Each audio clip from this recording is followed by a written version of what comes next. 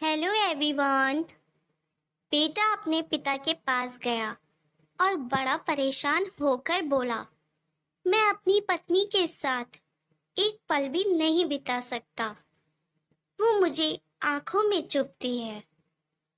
कभी कभी मुझे लगता है कि मैं उसकी जान ही ले लूं, लेकिन मैं जानता हूँ ऐसा करके मैं और ज्यादा मुसीबत मोल ले लूंगा। पिताजी, मैं आपके पास आया हूँ। अब आप ही मुझे कोई रास्ता बताइए। पिता ने एक गहरी सांस भरी और बोले, देख बेटा, मैं तुम्हें तुम्हारी पत्नी से छुटकारा दिला सकता हूँ।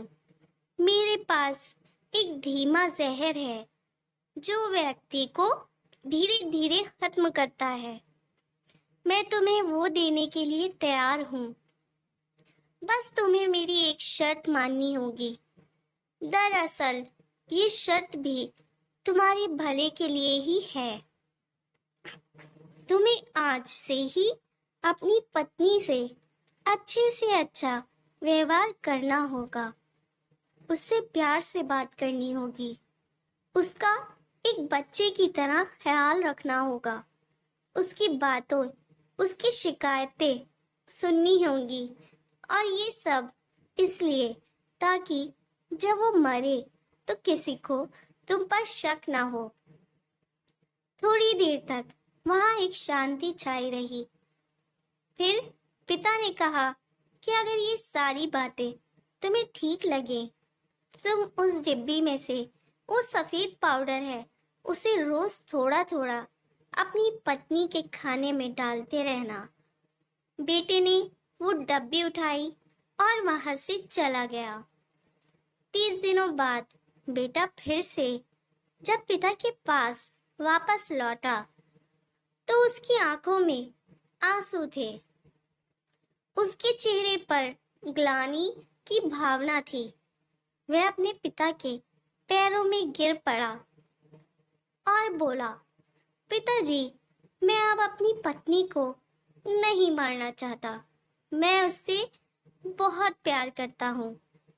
आप उस जहर का असर खत्म हो जाए ऐसा कुछ कीजिए। पिता ने अपने बेटे को उठाया और बोला, डरो मत।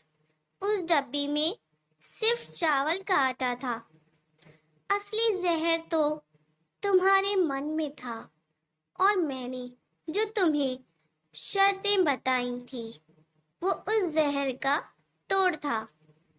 आप जब अपने मन में ईर्ष्या, गुस्सा, शक जैसे जहर को बना देते हैं तो वह आपको अपनों से दूर कर ही देते हैं।